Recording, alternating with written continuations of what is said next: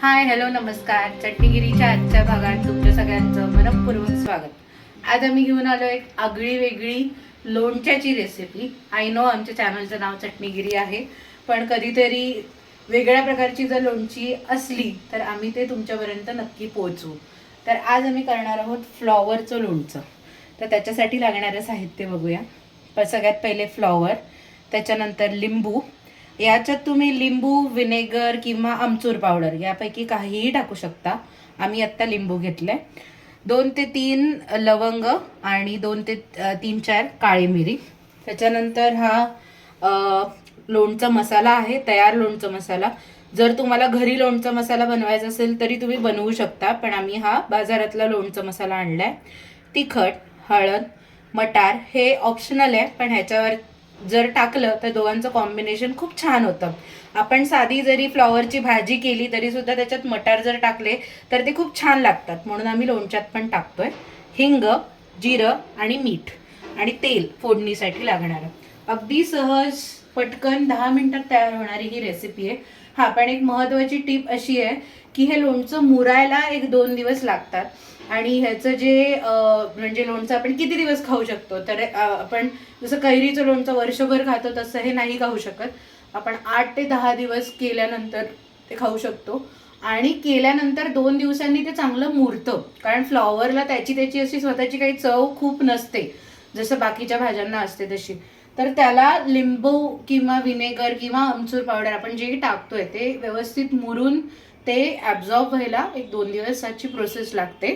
त्यामुळे 2 दिवसांनी ते लोणचं खाण्यासाठी तयार होतं. तर तुम्ही एका बरणीत थंड झाल्यावरती, गरम भरू नका, थंड झाल्यावरती ते एका बरणीत व्यवस्थित भरून ठेवा आणि फ्रीजमध्ये ठेवा, म्हणजे ते जास्त दिवस तुमच्यासाठी राहील. आता वळूया आपण कृतीकडे. सगळ्यात पहिल्यांदा कुठली पण एक छोटी कढई घेतली तरी चालेल. त्याच्यात लोणच्याला थोडं जास्तच तेल लागतं. आपण भाजीला कसं कमी तेल वापरतो, पण लोणच्याला, कुठल्याही लोणच्याला थोडं जास्तच तेल लागतं.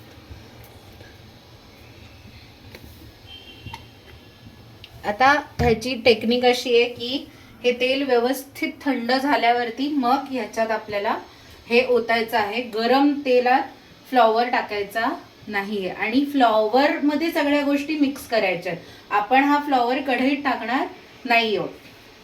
सो ही टीप महत्वाची, ही लक्षात ठेवा. आता आपण टाकूया मिरं. थोडंसं तापलंय तेल.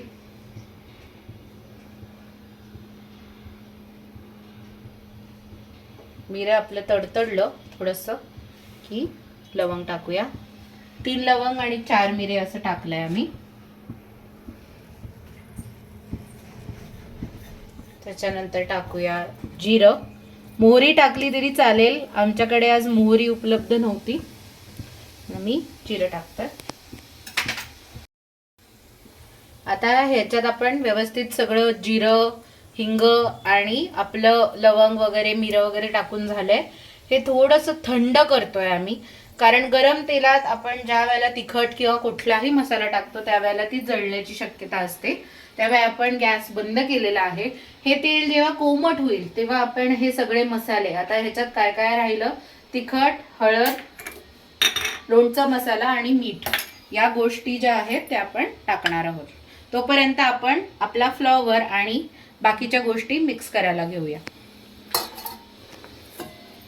इथे मी एक, तुम्ही कुठलंही पात्र घेऊ शकता, असं काही नाहीये की स्टील मध्येच हवं, ॲल्युमिनियम मध्येच हवं. त्यात आपण सगळा फ्लॉवर टाकून घेऊया. आणि तुम्ही फ्लॉवर थोडा मोठा पण ठेवू शकता, पण इथे आम्हाला छोटा आवडतो म्हणून छोटा घातलाय. त्याच्यात लिंबू पिळून घेऊया व्यवस्थित.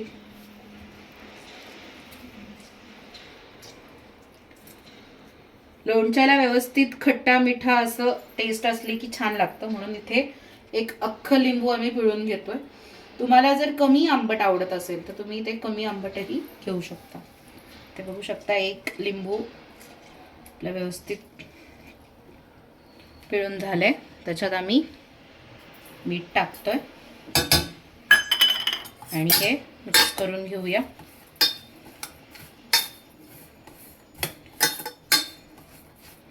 मिक्स केल्यावर आपण एक 5 मिनटं किंवा एक 2-3 मिनटं थांबू, जोपर्यंत आपलं तेल व्यवस्थित थंड होत नाही तोपर्यंत. आणि ह्याच्यात आपण आता घालूया मटार. हे पण व्यवस्थित आपण मिक्स करून घेऊ.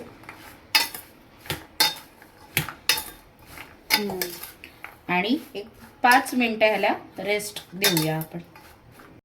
की आपला हा जो तेल आहे ते व्यवस्थित थंड झालेलं आहे, कोमट झालेलं आहे. त्याच्यात टाकूया आपण तिखट. जास्त तिखट आम्हाला नकोय. लोणचा मसाला सगळं टाकलाय. आणि थोडीशी हळद. हळदीने त्याला एक छान रंग येतो आणि हळद ही अँटीऑक्सिडंट्सचं प्रमाण चांगलं असतं, त्यामुळे आपल्या भारतीय जेवणात सगळ्यातच आपण हळद टाकतो.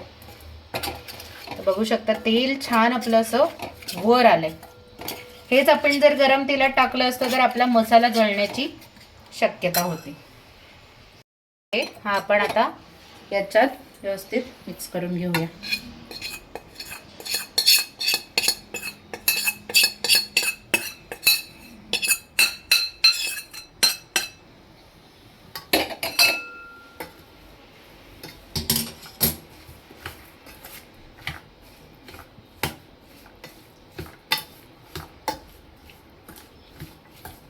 आणि तुम्ही बघू शकता की आम्ही पार तवंग येईपर्यंत असं तेल नाही टाकलंय.